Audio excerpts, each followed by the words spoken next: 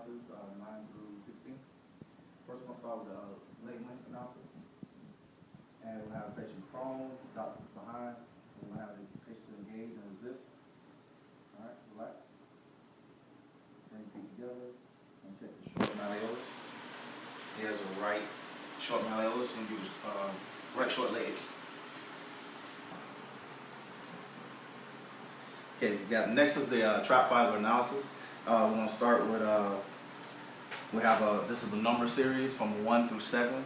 1 is going to start at the V at the acromion and the clavicular notch, and the next is going to be, 7 is going to be at the first rib tubercle,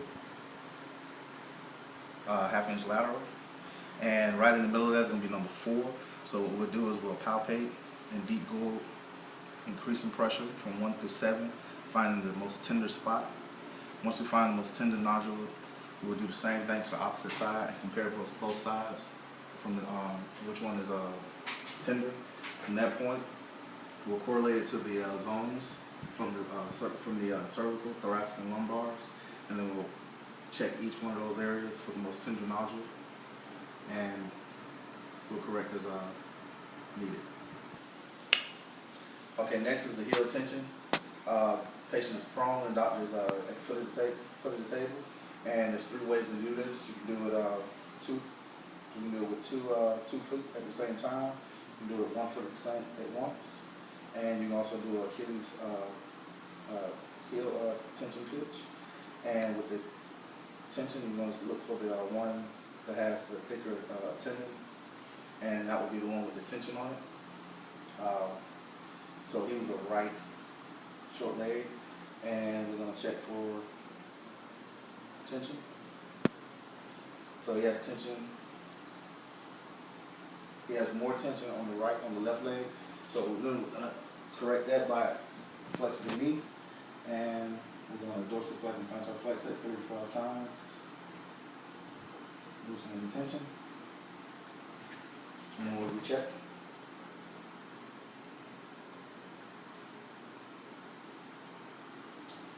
Now more tension on the short right leg. Okay, next is the atlas dural stabilization. First we're going to traction the heels, and we're going to check to see which side is atlas dural.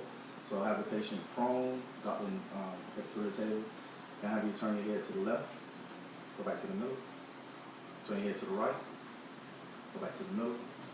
And so he does not have a bump. We're looking for a bump on the atlas dural, so he has a right side atlas dural, so it makes his left side a long leg. So first we're going to have the patient to grab the top of the table and traction. And I'm going to traction the long leg first and forward. And we'll do that three times, 10 seconds apiece. Next we're going to have the traction the short leg, and have the patient traction, and have the patient turn your head to the left, turn your head to the right. Okay, back to the middle. And we're going to do that 3 sets of reps, 10 seconds apiece. Next we're going to have the patient traction, and I'm going to traction both legs, and the patient turn your head to the right. Okay, back to the middle. And we're going to do that three times, 10 seconds each. Okay, so next we have blocking category 1. We have a patient with a short right leg. So the first thing we're going to do, blocks flying everywhere! My blocks that's blowing away. And I'm going to put a board up under the patient's pelvis and have it 4 inches above the iliac crest. And next I'm going to block the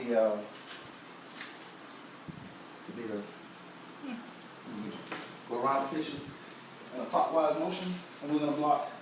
You have any knee problems? No. Nope. So this will be a passive blocking, and we're going to block the patient under the retrocanter with a superior facing, and we're going to come over on the ASIS and the knee issues, and rotate passively, and block the patient under the ASIS inferiorly.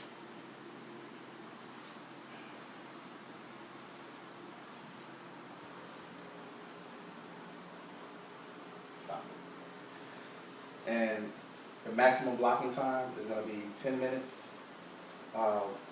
That's the maximum blocking time for this. And don't forget to, for patient comfort, place a roll or towel under the patient's thoracic to help with the opening of the thoracic. The blocking of the pelvis is to stabilize the pelvis. Next is analysis, correction of caress sign and dollar sign. First, we're going to have the patient prone, unblocked, and we're going to do a daily stretch sign, which will be 4-inch lateral to the L4. And with the thumbs, we're looking to see which side is larger. So I'm going to say this side is the left side. Next, we're going to do the Davis contractile sign in the same position. And we're going to go to the left side, same. Next is going to be the cross sign, is also known as a myological sign. Next, we're going to do the dollar sign. We're going to go 3 inches down and 2 inches lateral to the PSIS. And we're going to check the tone of the muscle to see which one is has more tone, which right side has more tone. This is going to be a neurological sign. Next, we're going to check the difference between the dollar sign and the crest sign. And I'll say he has more of a major dollar sign. So now we're going to do a correction for the dollar sign. Next we're going to block the patient, the pad under him, and have him roll it right there.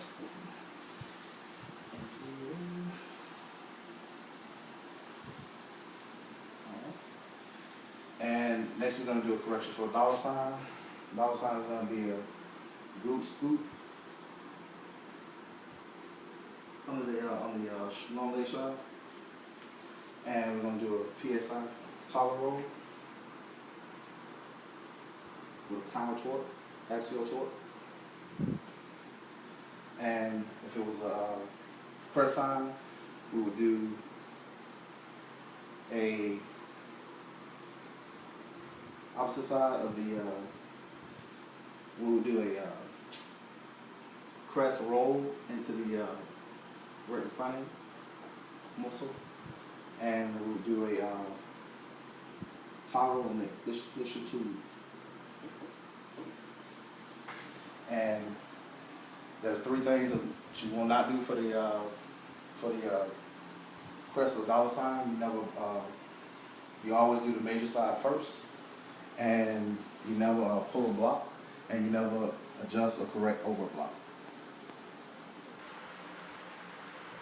Okay, now some correction for sacral base. First, we're going to find the L4 spinous, and point the finger toward L5 spinous. Point the finger towards the head of the patient, and we're looking for 3 responses. One would be the hand will go straight up, which is the form of sacral base positive. The hand will go forward towards the head, would be a negative.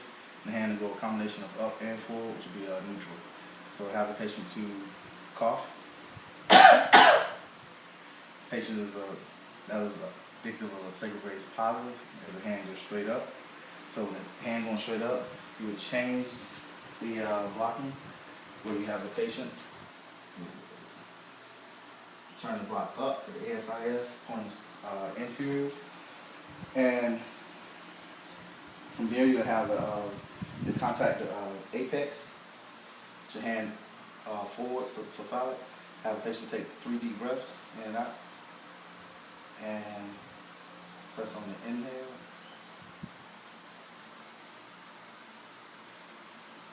Okay.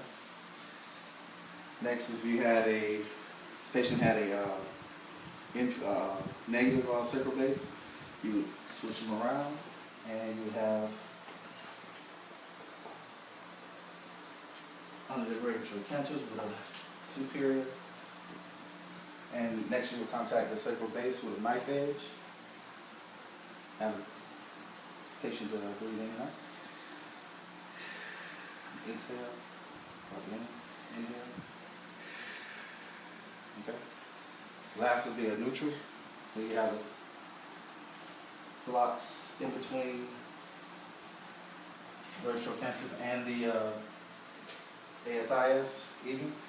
And this, contact the apex and the base, hands over. Have the base to breathe in and out. Two, base.